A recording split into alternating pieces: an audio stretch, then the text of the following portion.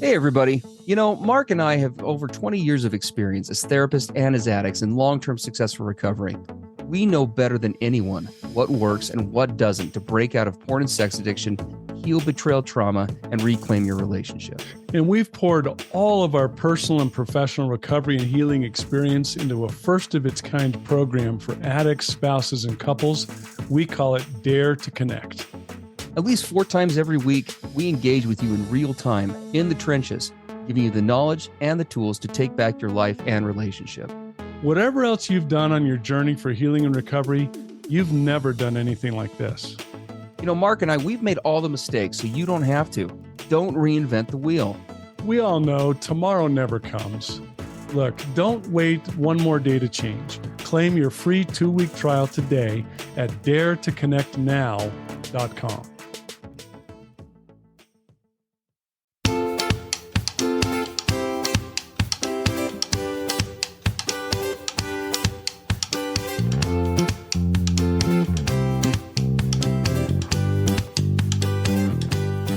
Hey everybody, I'm Steve Moore. And I'm Mark Castleman. We know the pain and heartbreak of porn and sex addiction. And we know the triumph of breaking completely free. Every day, we help our clients find hope and healing. Join us in the fight to take back your life, your marriage, and be stronger than ever. This is the PBSC Squared podcast.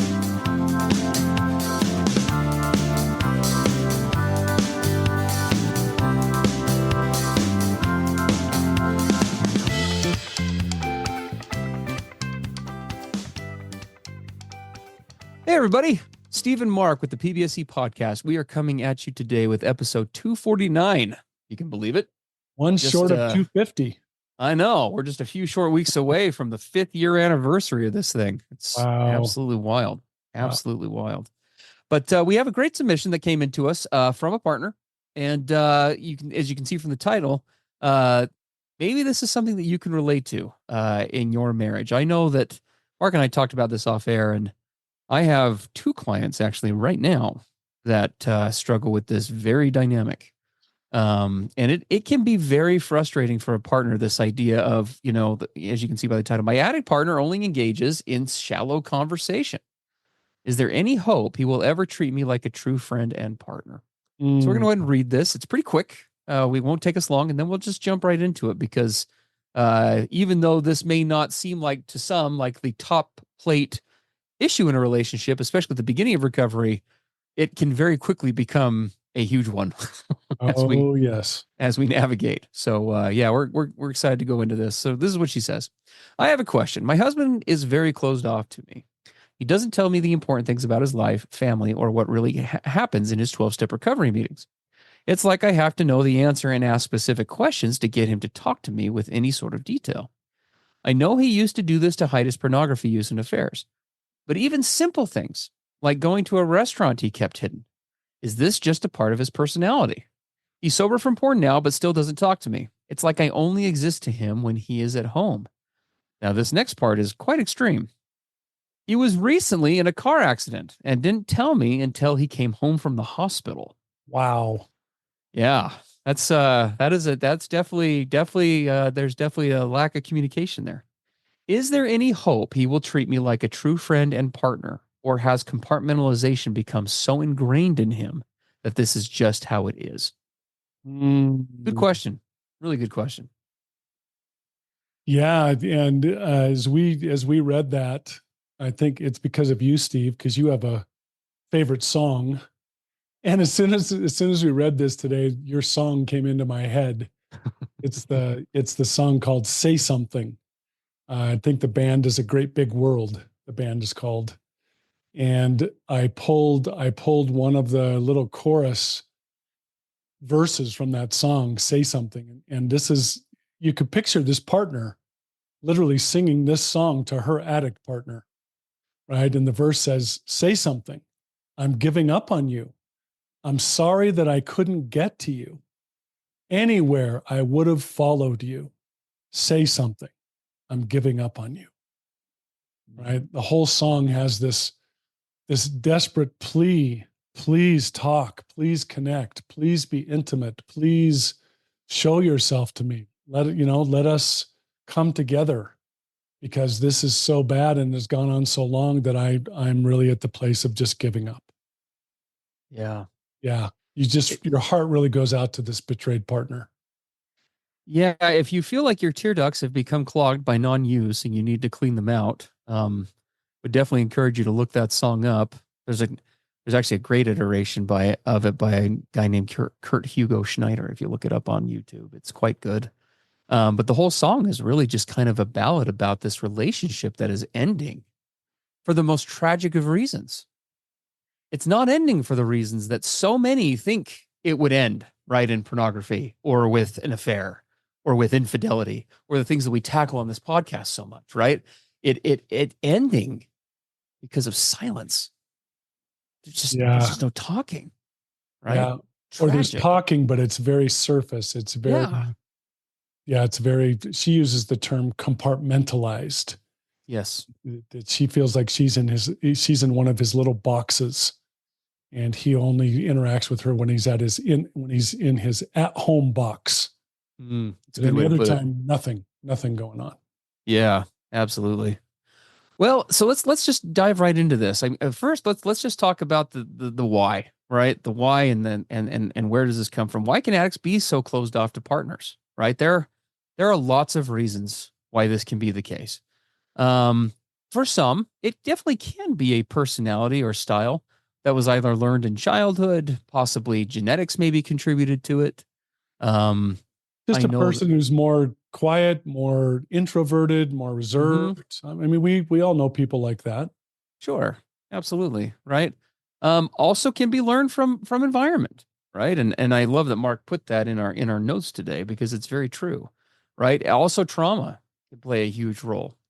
In order for intimacy or a vulnerable expression to happen, we have to feel like there's a safe environment to express in. Yes. And many of the guys that I have worked with over the years who struggle with this, that is definitely one of the players in the room in most of those cases I have found. Is that somewhere along the line, whether it was in childhood, maybe it was in other relationships that went really bad, possibly a negative divorce or breakup early on in life, right? Lots of somewhere along the line, they picked up the idea that me expressing myself is not safe Yeah. and results in negative consequences. And so they stop. Or me keeping it very surface, very, very, don't go through down to any layers, don't get really deep, because that doesn't turn out well. Yes. Yep. Yeah, absolutely. And for those that struggle with this, right, it can have a strong and a significant interplay with addiction, right? It's no secret that when we talk about addiction on this program, one of the hallmark elements to addiction is absolutely a withdrawal or a disconnection from self, from other people in a variety of ways, right? Sometimes that's through deception and manipulation. Other times it's through denial, minimizing, gaslighting. Sometimes it is through just what we're talking about here, right? Maybe shame is, for example, propagating that, and we aren't sharing because we don't feel like anybody would want to hear or would be Or we're willing to afraid if we hear. do share, what are going to be the consequences or the outcomes? I remember for me, one of the reasons I turned into a very quiet, isolated, stoic person that didn't share hardly anything was I was terrified that if I let my real whole self show, including the addict, that no one would ever see me the same ever again. My reputation would be ruined. The way people would see me through a lens, the Mark lens from now on, would forever be tainted. Mm, Yep. yeah. Yeah, we've been talking about all this in D2C this actually right this morning with the addicts in our Yes, we session, have. talking about these different cycles, right? The addiction cycle or system, the shame cycle, the fear cycle, right? When certain things trigger us in our surrounding environment, lives, world, we go into these traditional cycles that we've learned to enter into, right? And we're talking in depth in D2C right now what those look like, how to identify them, how to come out of them, right? But this going surface or silent is one of the cycles that we as addicts go into, right? For all the reasons and more that we've just talked about. Yeah, absolutely. Um, Now there's obviously the side to the addict, right, where this is a struggle, and that in of itself brings up its own kind of set of problems and issues on the individual level. But of course, here we are on the PBSC podcast, and we're not just talking about the addict here today. We're talking about the partner, right? How does this impact a partner? Now, this is an interesting question, and I'm glad we're tackling this today because there already, right, is a backdrop for all of you listening today, all of you partners listening, of if you are experiencing this kind of silence or if you're experiencing this lack of communication, for many of you, this tragically comes on the back of a whole list of disconnection, right? That's taken a myriad of forms, everything from PTSD to the betrayal trauma itself, to maybe his gaslighting or lying or manipulating in the past, right? And so not only are you dealing with this current situation of like, how do I get this guy to like open up to me? On top of that, it comes after all of that work and all of that effort and all of the frustration and devastation that has come from those dysfunctional or again, even manipulative forms of communication that have come before. Yeah. Yeah. And it ends up, we talk about it's not just the trauma of him not communicating or communicating shallowly or in a way that's not really connecting or intimate. That's hard enough. But then when you add all of what you just said, we now enter the world of complex trauma, right? Mm-hmm. Layer upon layer, piling on.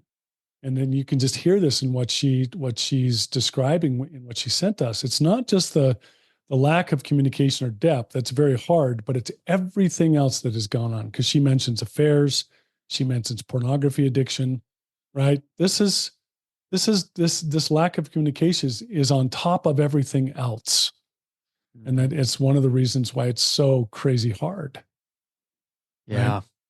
Absolutely. Well, and there's that pile-on effect, right? That you mentioned before we got on today, because all these things do kind of coalesce on top of one another. And she even mentioned herself, right? I mean, there's the silence, there's that shallow conversation or surface conversation. She called it in her reference compartmentalization. Yes. In her reference point, right? Which definitely can be a piece of that for sure.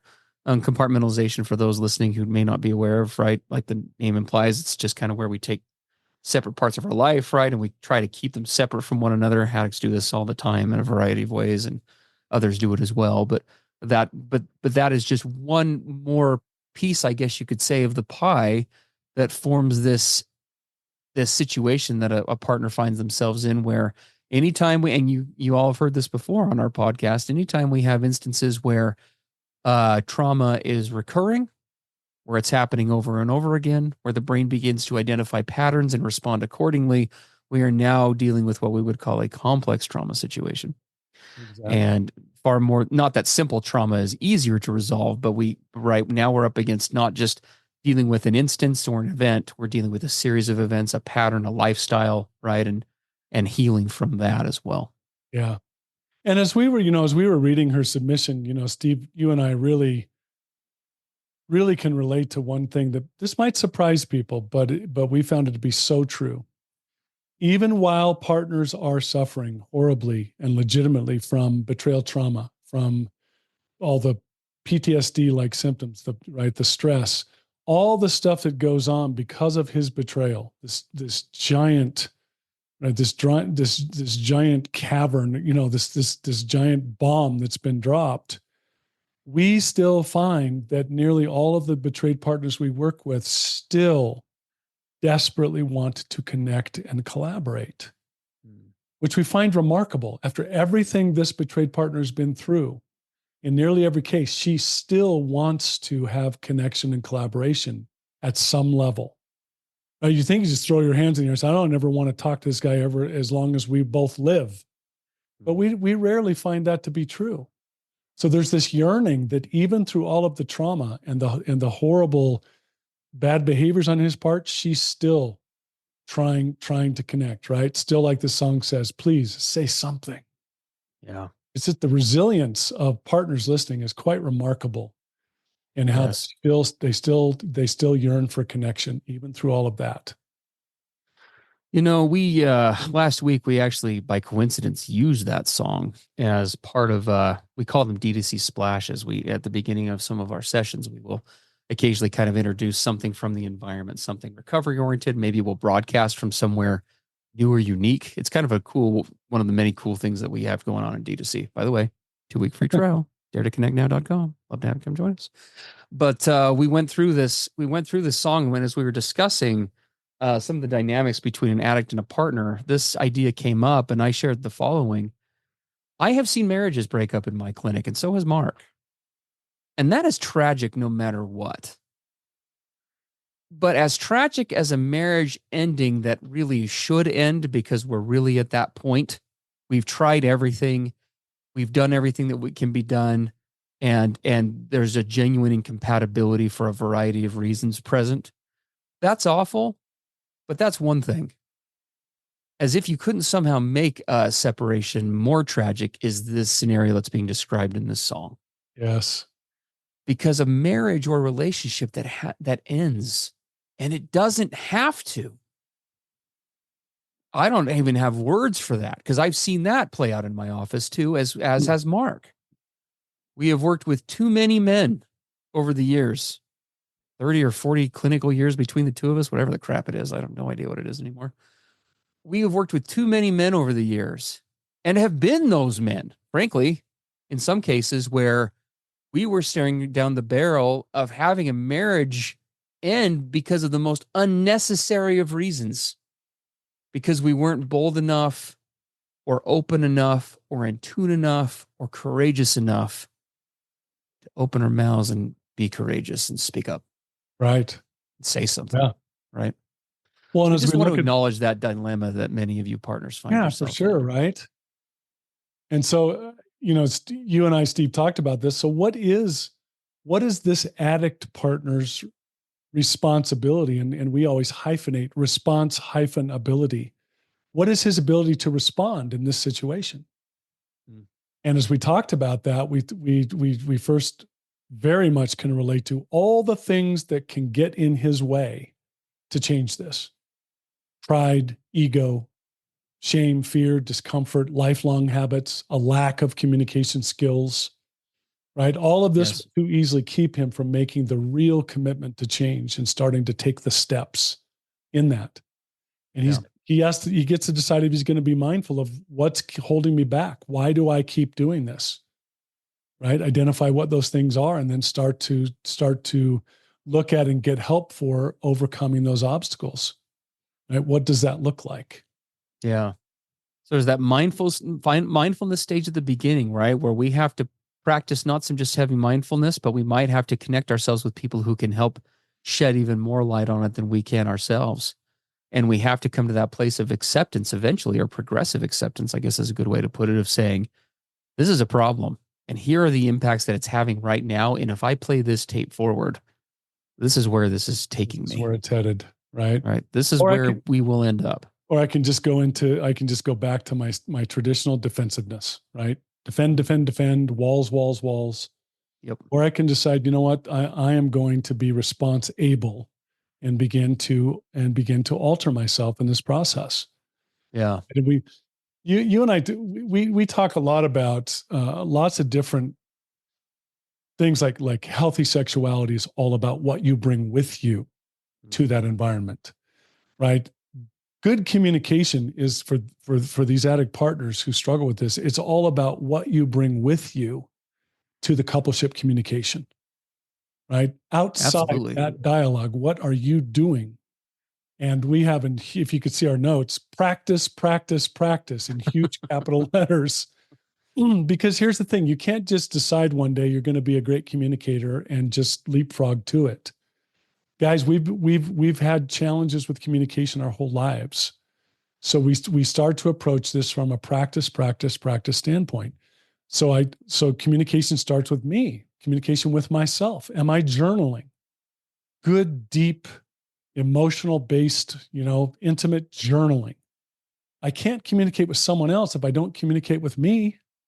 Right. Yes. So the journaling aspect, opening up and practicing communication in my outside support system, like my 12-step group or a group of buddies or whatever, where I start to dare to practice in an environment that's pretty safe and take my risks there. My simple daily human interactions, right? Am I cordial to the guy at the checkout counter at the grocery store? Right? You start to mindfully come out of this isolated, hunkered down, be quiet, stay to yourself, don't express, don't let anyone see you. You start to make baby steps out of that scenario. Yeah. And it's the only way to come out of this. Well, I want to emphasize something, and this is probably partially because I'm thinking of one of my clients in particular right now while we're having this discussion because it hits so close to home for him. But this is, I want to emphasize this idea of what Mark is saying, guys, through a lens of this is not behavior modification like we would look at in a typical setting where we're trying to just formulate some brand new habit. What I would submit is the paradigm to everybody listening to this, that this is less of I'm going to develop a new way of doing it. And this is I'm going to uncover the way my brain has always wanted to do it all along. And the reason why I say that is because we know there has been study after study, and Mark and I's experience in doing this personally and professionally tells us the same thing. People are wired for connection. Absolutely. We come wired for it. There have been biological studies on how people can literally die from a broken heart if they do not have and experience and cultivate proper connection in their lives. Yes. So we do not come contrary to popular belief. Now, I know that's for some guys, and I'm thinking of one client in particular, that those traumatic experiences, the upbringing, the instances, the environments, the whatever may have happened so long ago that it seems like that never was a thing. But please do not be fooled. You are wired to connect with other people and yourself. The fact that you have just gotten really good at not doing it doesn't mean that it is your default speed. Yeah. And Mark and I could both speak to that personally. We won't for sake of time, but let's just say that we both know what it's like to feel like this is the best way to live. This is the safest, most optimal way to live. And once you start to taste the other side, it is not. Yeah. It just is not. You'll never go back. You won't. Now she said something in her submission that jumped out at you, both of us, Steve. She said one of the ways that he's not connecting is he never tells her what's happening in his 12-step recovery meetings. Yeah. And boy, oh boy, did that, was that a big fire alarm, loud speaker?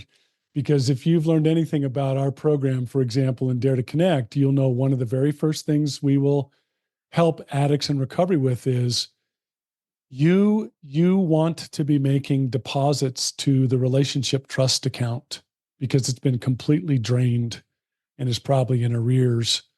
And one of the simplest ways to make deposits to that trust account and to open up the lines of communication is choosing to actively keep your betrayed partner informed about your recovery progress, your recovery insights, what you learned tonight at your group, what you felt and thought about.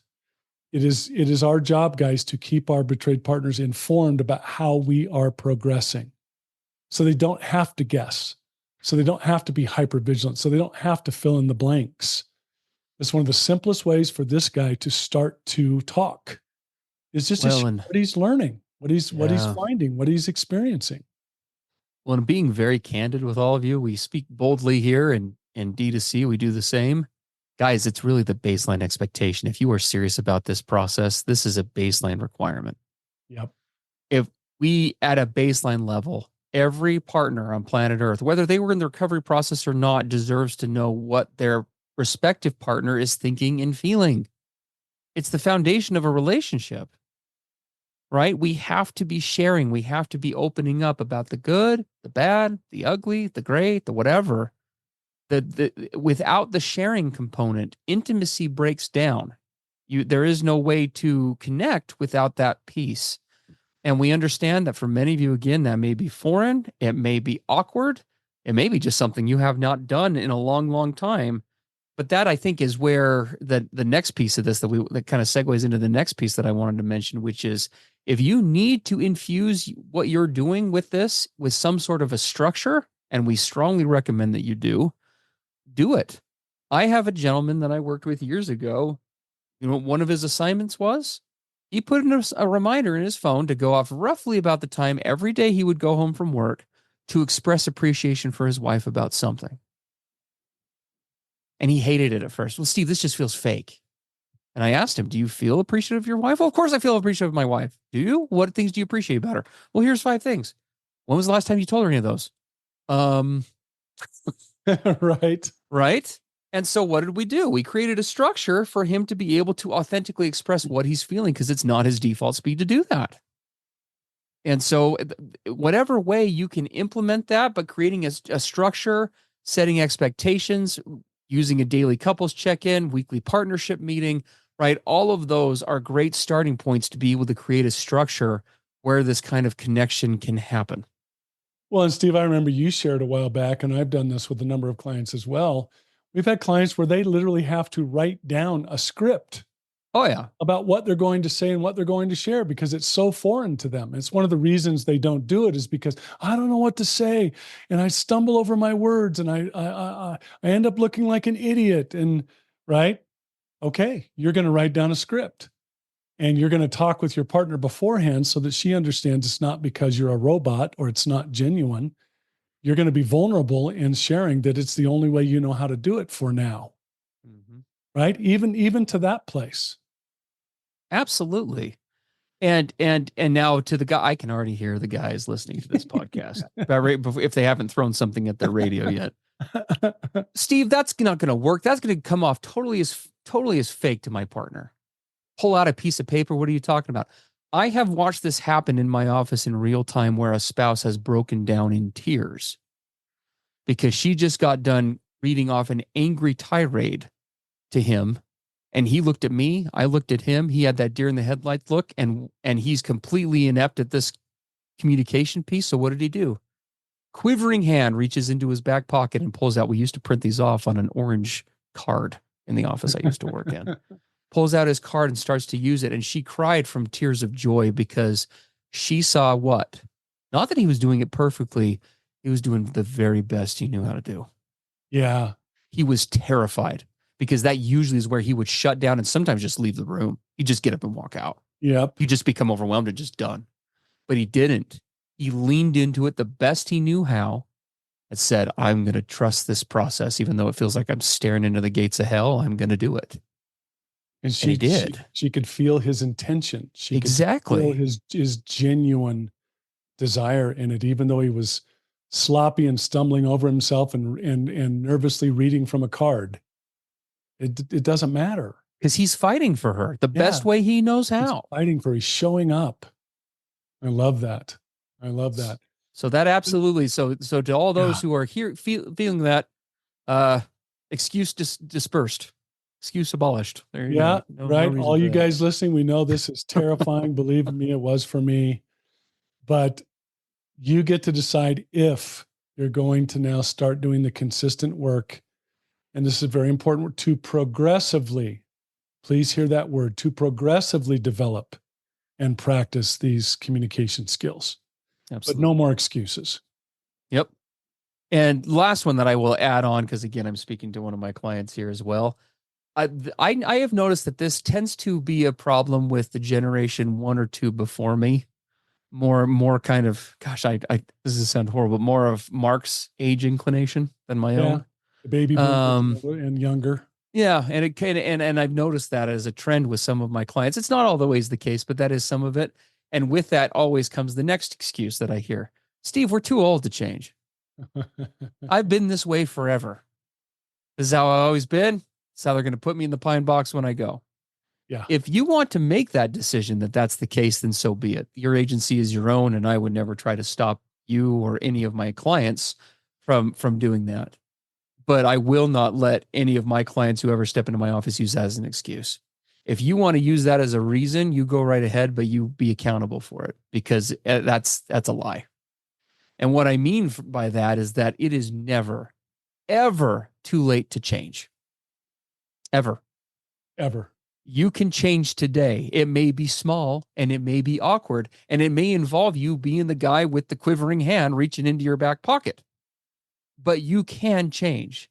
The minute we give up on change, to be candid with you, what the hell are we doing any of this for then?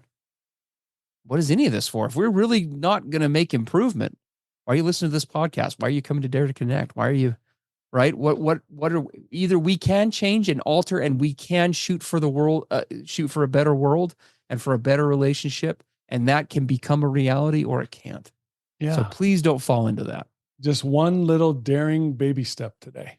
That's all it takes. That's all it takes. That's it. We're all capable of that. Now, Steve, you and I talked about, we've talked about the addict partner and his whole role in this, but what is the betrayed partner side of the street in this situation? Yeah. Right? What can she do? Because she kind of has some desperation at the end of her submission. She says, is this just how it is? Do I just have to settle for this? This is just what it is.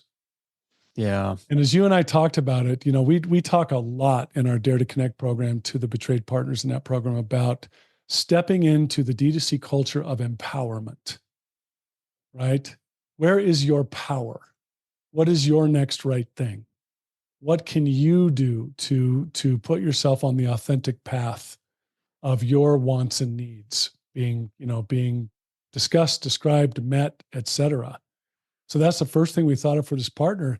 Has she really taken the time to clearly identify and write down what are her authentic needs and wants in this relationship? What is her vision for where this relationship is headed, where she wants it to progress to, right? In the ideal situation. Has she written all that down?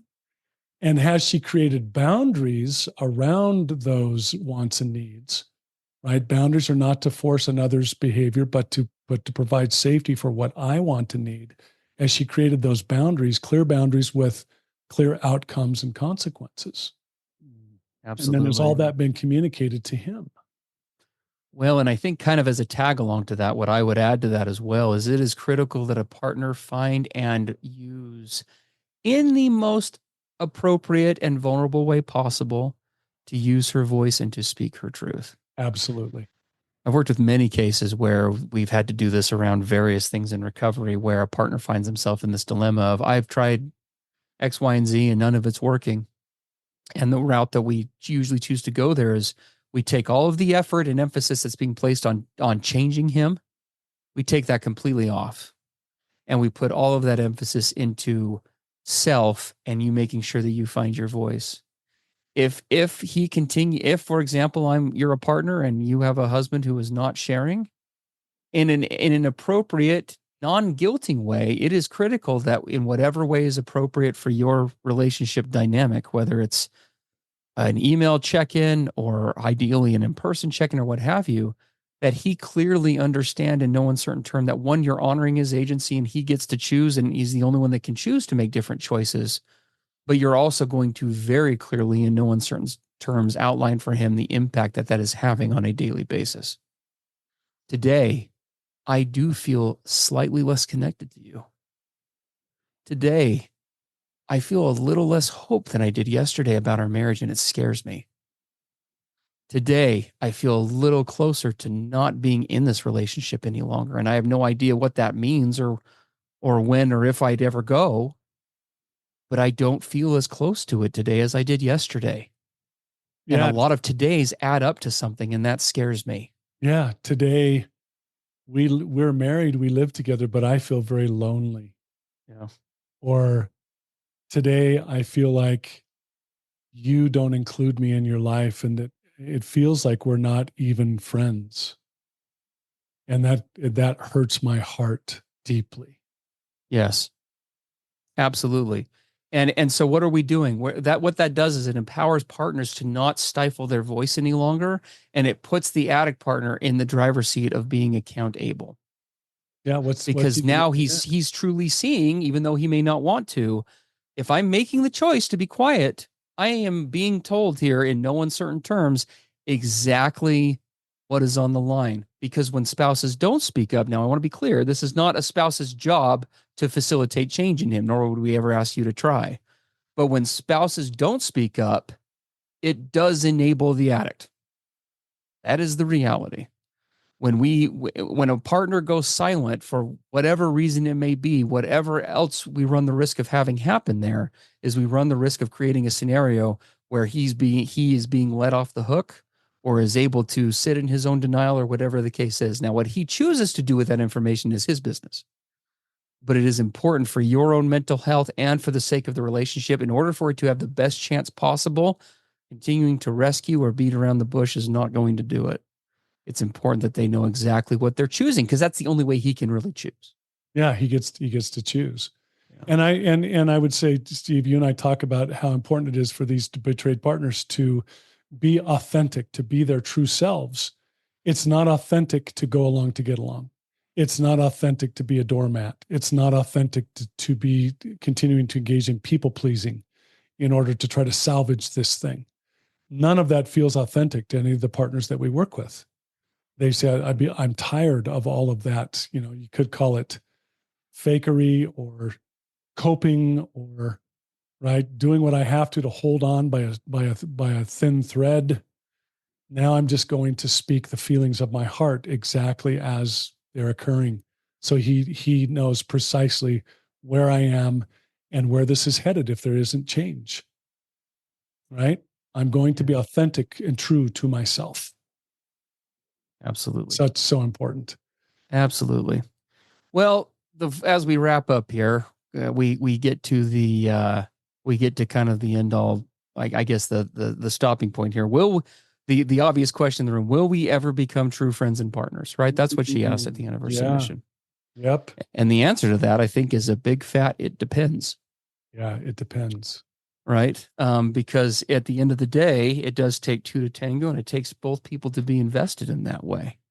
I would say that the answer to that is a resounding yes, as quickly as both become invested in that. What Mark and I see in our practice and in Dare to Connect time and again, that we know it's hard for couples to grasp with, but we tell you, in D2C, it happens every day. Again, daretoconnectnow.com. Come over and join us. Is that progression in a relationship and hope cultivation does not happen through reaching objective destinations. Once we hit this much sobriety, once we hit this much whatever, once we do this, it happens through that progressive evidence-based feeling and realization that we are a little better today than we were yesterday. He's fighting for me a little bit more, and I can see it. I'm more invested, and he can see it. That we work with couples all the time who, by the standard and measure of being on the outs, are at a pretty damn bad place. But because they're in a forward momentum progress, frankly, on a clinical level, we have way higher projections for them than the couple that's doing really, really well, but just kind of coasting. Well, and right? we would step back to ask this couple and all couples, if so, let's say if I were to go to your partner and ask him or her, do you specifically know what your partner's wants and needs are with regard to being her or his or her true friend? What would your partner say if I was to go ask her or him, what do you look for in true friendship in your relationship? What does it mean to be a true partner? Do you know what your partner would say? Most couples I talked wouldn't be able to answer that question, right? What does it mean to be intimate? A lot of people would say, well, have sex. No, that's one tiny piece of the intimacy puzzle. Do the two of you know what it means to have intimacy? Into me you see, into you I see, into us we see. What is connection? And here's the scariest question of all at the end of the day. Are we compatible? Yeah. Yeah. Absolutely. And the only way that we can answer questions like that, as hard as it may be, is through this opening up and transparency piece. Right. For coupleships who are willing to engage in that change and willing to share and open up, what we see is an overwhelming success rate for couples that are willing to and able to do that. Absolutely. If you're struggling with that, get your butt into Dare to Connect. Yeah. We'll show you how. We will show you how from a clinical perspective. We will show you from years of really amazing training and certification. But most importantly, we will show you because we've been the guys who didn't do it forever. And we can walk you through how to get there. Absolutely. So, yeah. Hey, thanks for being here with us. Love you guys, all of you. If you do have questions you want to submit, although I think we're getting a little better. We're maybe a month and a half behind or so on your questions, but go to pbsepodcast.com. You will notice when you go to that link that it will take you to the Dare to Connect main homepage. But at the top of that page, it says, wanting to go to PBSC, there's a banner up there. Just click on that. It'll take you to the PBSC podcast page. And down at the bottom of that page is a submission form where you can send us questions. Absolutely. And if you want answers to your questions right now, come on into our Dare to Connect program, and you could start Wednesday with the partner session to start to ask us questions live during the sessions, or to send them in. If you're listening recorded, you could get your questions answered immediately. We're all about the addiction cycle and the trauma cycle, the addiction funnel, the addictive system, the partners, the wounded partner system. These are all things we're tackling right now in real time. Yeah. So I'd love for you guys to come join us. All right, everybody. Hey, take care. Keep on keeping on, and we will catch you next time in the next episode. Bye-bye. Everything expressed on the PBSC podcast are the opinions of the hosts and the participants, and is for informational and educational purposes only. This podcast should not be considered mental health therapy or as a substitute thereof. It is strongly recommended that you seek out the clinical guidance of an individual qualified mental health professional. If you're experiencing thoughts of suicide, self-harm, or a desire to harm others, please dial 911 or go to your nearest emergency room.